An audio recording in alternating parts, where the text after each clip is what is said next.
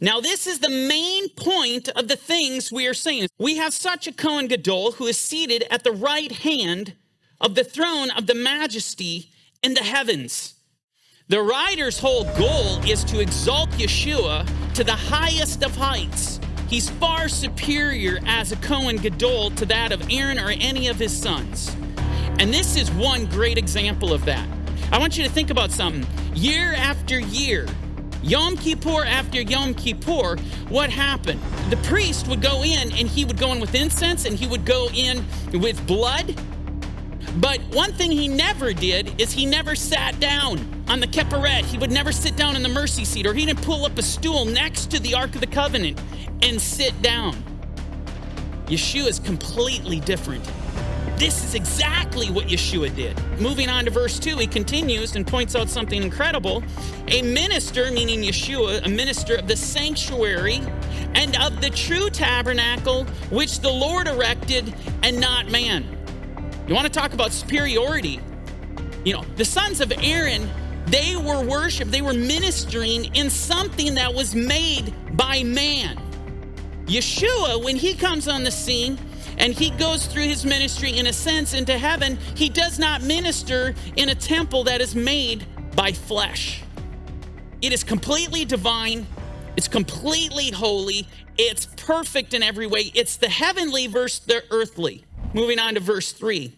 For every Kohen Gadol is appointed to offer both gifts and sacrifices. Therefore, it is necessary that this one also have something to offer. One of the primary functions of the Kohanim were to minister at the altar. They were the ones that had to facilitate the sacrifices. Nobody else could come in and do this. It was only appointed for the sons of Aaron. So they would facilitate the sacrifices, and this was critical because they were facilitating atonement according to what God mandated. Think of the contrast for a moment. All these year after year, almost 1,500 years, this system is in place of the Aaronic priesthood. And the only way to make atonement, the way to do it, you needed the blood of the animals. And so they facilitated this, but never did a Kohanim or a Kohen go into the Holy of Holies on Yom Kippur and offer himself. He never offered his own blood. That's a stark contrast to Yeshua, who did exactly that. He offered his own blood. So no matter how you look at this, you take the Aaronic priesthood versus the order of Melchizedek versus Yeshua, him as a Kohen Gadol. And honestly, there's no comparison because of the greatness and the glory of the latter. Moving on to verse 4. For if he, meaning Yeshua, were on earth, he would not be a Kohen, since there are Kohens who offer the gifts according to the law. Now, obviously, the writer points out something significant here. If Yeshua were here on earth, he wouldn't serve at the altar. Why? The Torah says, it mandates that only sons of Aaron can serve at the altar. And just to take it a step further, where in the Gospels do you find Yeshua in his ministry? He was here. Do you ever find him ministering at the altar? Is there a Yom Kippur where he went in with the blood of bulls and the blood of goats? It doesn't exist because it never happened. And so the writer brings this point forward, and then he continues and says, who served the copy and shadow of the heavenly things, as Moses was divinely instructed when he was about to make the tabernacle. For he said, see that you make all things according to the pattern shown you on the mountain. Again, I mean, the writer's looking, he's saying that the sons of Aaron, they're serving only the copy and shadow. But Yeshua is the minister of the authentic, of the holy. So he is just being exalted. Every verse we go by, he's being exalted higher and higher. Well, look at what he says now in verse 6. But now Yeshua has obtained a more excellent ministry, inasmuch as he is also, a mediator of the better covenant, which was established on better promises. Okay, so let me get this straight.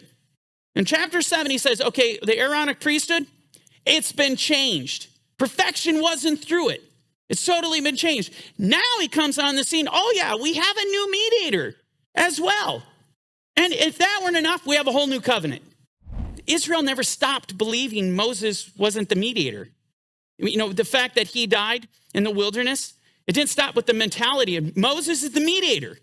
He's always been the mediator. Step aside, Aaron. Step aside, Moses. There's a whole new covenant. And there's a new kid in town, if you will. The Messiah, Yeshua. This is a really incredible statement here. Earth-shattering, absolutely radical.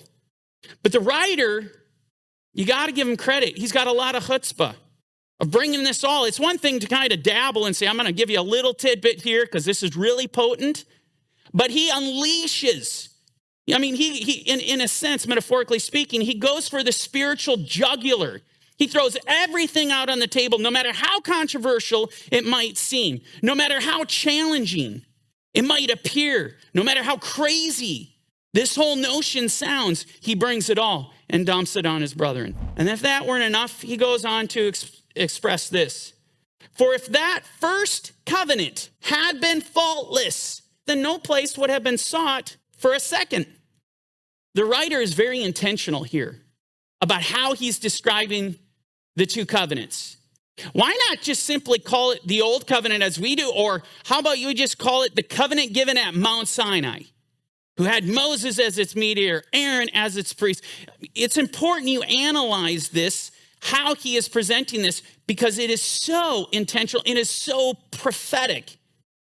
He talks about that the covenant at Mount Sinai, that's the first. But this other covenant that has better promises, it's a better covenant, this is the second.